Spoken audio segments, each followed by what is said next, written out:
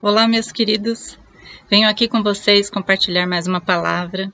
E hoje eu queria que você lesse comigo no Evangelho de João, capítulo 1, versículo 1.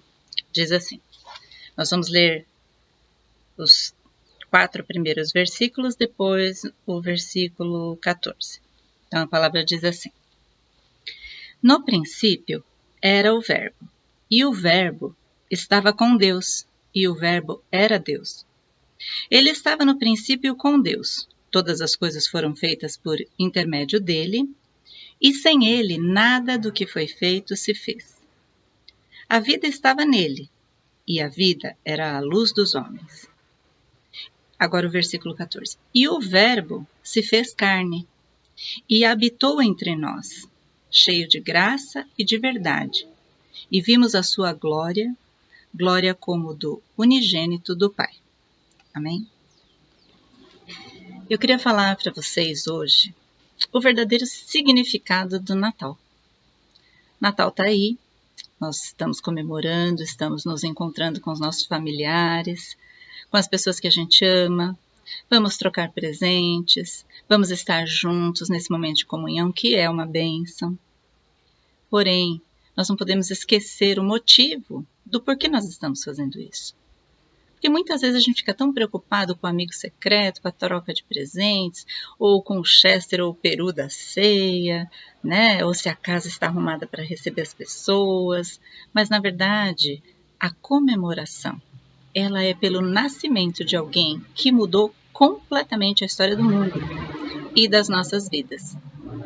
Aqui nessa passagem diz que o Verbo, no princípio, né? Como diz aqui, era o Verbo.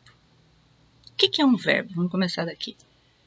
Verbo é uma palavra que significa ação, né? Então, por exemplo, o verbo correr é uma ação de correr.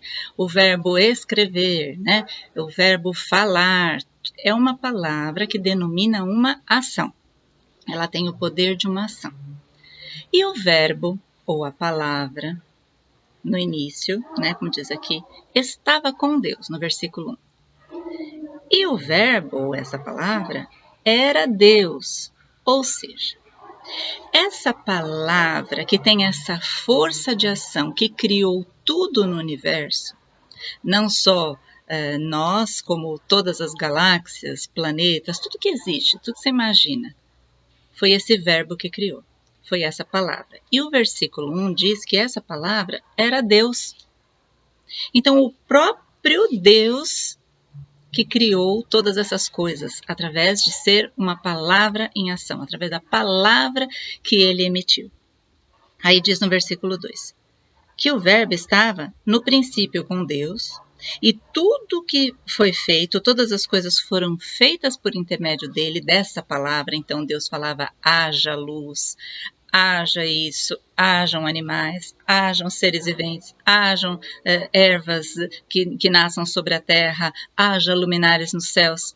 Essas palavras de Deus, ou seja, essa força, né, que determina algo, sem ele, nada do que foi feito se fez. Isso está no versículo 3. E ele, esse verbo, diz aqui no versículo 14, que ele se tornou carne, ele se tornou corpo, ele se tornou uma pessoa. Puxa, então essa força criadora de Deus, que fez todas as coisas, o haja de Deus, o verbo, né, divino, ele se fez carne, ele entrou num ser humano, numa capinha de ser humano, né, e habitou entre nós. E aqui diz no versículo 14 que nós vimos a sua glória, a sua graça, a sua verdade. Isso mudou a história antes de Cristo e depois de Cristo. Ele foi muito diferente. Vocês conhecem outra pessoa que mudou a história?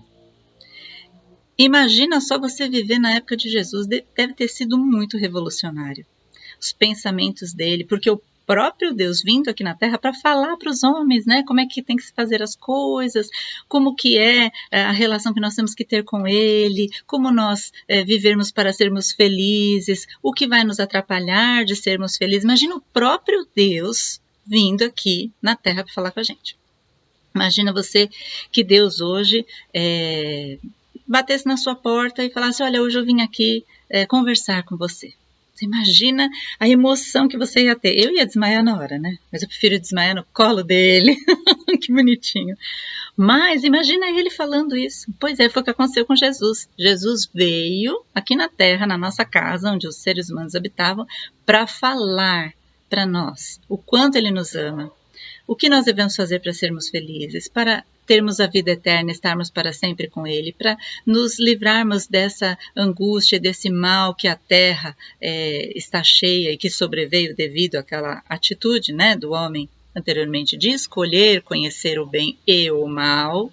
Né? Então, não é Deus que é o culpado pela terra estar do jeito que está, né? É o homem, que o homem é que teve essa escolha, porque o plano de Deus era que o homem vivesse para sempre com ele. Mas Adão tomou a decisão de conhecer, lembra aquela árvore? Né? Simbolizava o que? O conhecimento do bem e do mal. Então, ele quis conhecer o mal, não gostou, ninguém de nós gostamos, né? E o único caminho para a gente sair de volta disso e voltar à vida eterna com Deus é Cristo. Então, veja, quando esse verbo virou gente, foi Natal. Quando Deus falou assim, eu vou lá, no meio deles, e vou ensiná-los tudo sobre o meu reino, tudo sobre o meu amor. Vou lá e vou resgatá-los para mim das mãos de Satanás, porque quando Adão tomou aquela decisão, nós caímos no domínio de Satanás, do mal. E Deus falou assim, eu vou lá resgatar eles do poder desse mal, das garras de Satanás. E ao invés deles morrerem, como consequência dos seus erros, eu, que amo tanto eles, vou morrer no lugar deles. Então Jesus veio não só para ensinar, para curar, para consolar, ele veio para morrer. E morrer por nós. E depois você sabe, ele ressuscita, né, está com Deus. Hoje deixa o seu Espírito Santo conosco. O mesmo Espírito que estava em Jesus está naquele que aceita o seu nome e que crê em Jesus Cristo. Então o Natal, na verdade, foi o grande dia onde Deus resolveu vir aqui na Terra e nos livrar para sempre das mãos de Satanás. O Natal devia ser comemorado todo dia.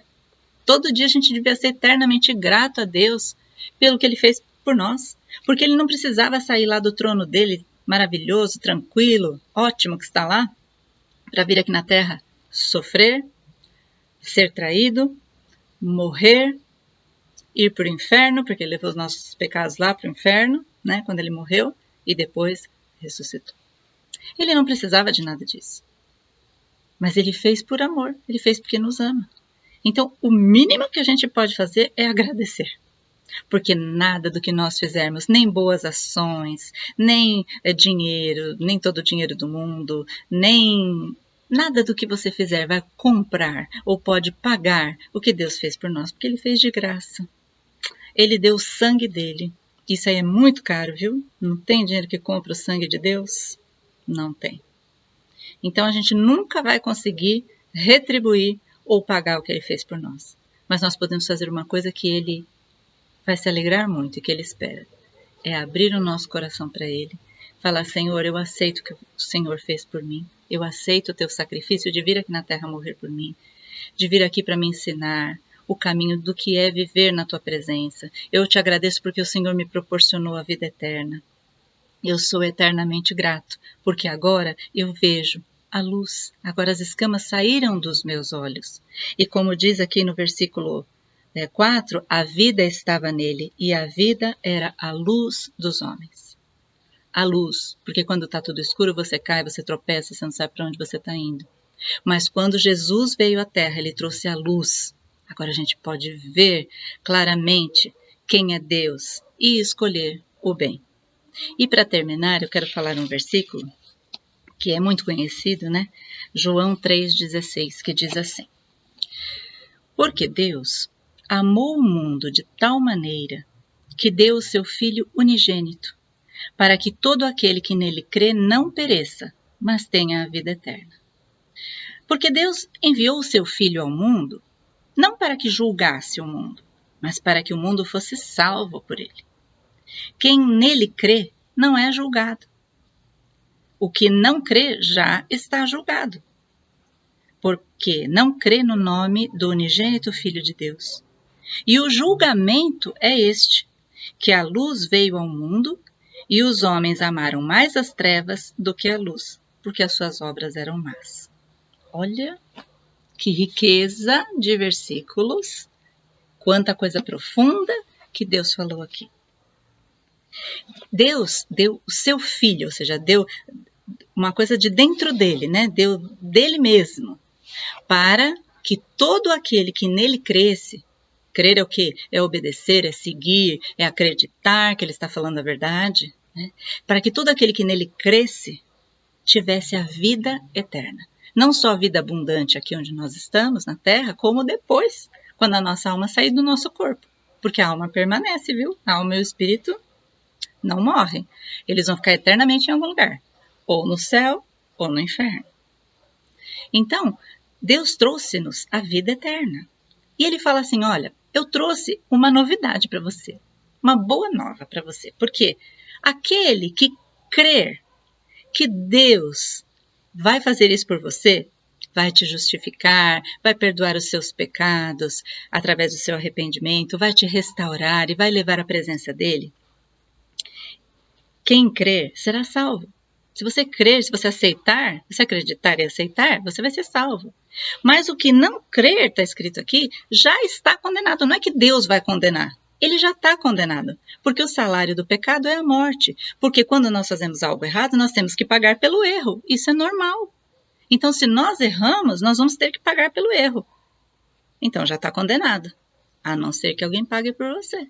Jesus. Então, aí você não está condenado. Entendeu? O espírito da coisa, ele vai pagar por você, porque todos estamos condenados. Todos pecamos, nenhum há sem pecado, nenhum sequer, como diz a Bíblia. Então, todos já estamos condenados. Aí Jesus vem para tirar da condenação aqueles que creem nele, que aceitarem. Você quer que eu tire a sua condenação e eu vou morrer no seu lugar? Eu acredito e eu creio e eu quero sim isso para mim. A pergunta é, você quer isso para você? E depois diz que o julgamento é esse. O grande julgamento do mundo e da terra e das pessoas é esse. As pessoas amarem mais as trevas do que a luz. Porque se você ama mais a luz, a sabedoria, a bondade, as virtudes do que as trevas, do que a violência, do que o mal, se você ama mais o que é bom, então você vai aceitar o que Jesus está falando. Porque ele é isso, ele é a essência disso. Agora, se as suas obras são más e você não quer isso, então você já está julgado. É simples assim, você escolhe onde você vai passar a eternidade. Ou você é amigo do bem, ou você é amigo do mal. Não existem caminhos intermediários. Ou é sim, sim, ou é não, não, como diz a Bíblia. Então eu te convido para dar um sim desse tamanho para Jesus hoje. Para que você, nesse Natal, se lembre da verdadeira importância, do verdadeiro significado do que é Jesus ter vindo aqui na terra nascido. Do próprio Deus ter descido lá do céu e usado uma roupinha humana para falar com estes pobres pecadores que somos nós. Então que você lembre disso, que você seja muito grato a Deus, não só no Natal, mas todos os dias da sua vida. Então eu quero que Deus abençoe muito a sua vida, a sua família, que Deus esteja trazendo consolo, proteção, livramento e tudo aquilo que você colocar no altar de Deus em oração, que Ele possa retribuir, que Ele possa estar fazendo conforme a sua vontade na sua vida. E que você seja muito, muito, muito feliz. E um Feliz Natal para todos. Deus abençoe.